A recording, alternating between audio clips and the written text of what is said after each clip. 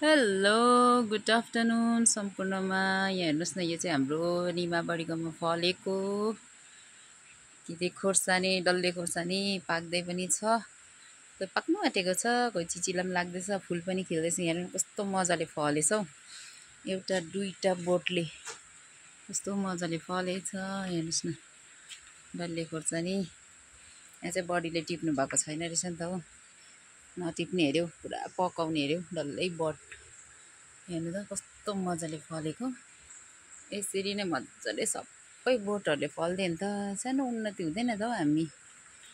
हाम्रो बडीको है, यसरी नै खोर्सानीको खेती गर्नेहरूको चाहिँ सबै बोट चाहिँ यसरी सप्रिदियो भने त कति चाहिँ हुन्छ होला भन्नुहोस् त।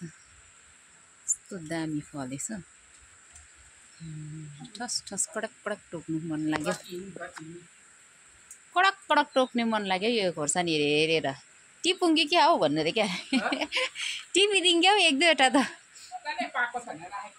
सबै पाएको छैन राखेको। हजुर, कस्तो मजाले पाकेछ नि त, फलेछ।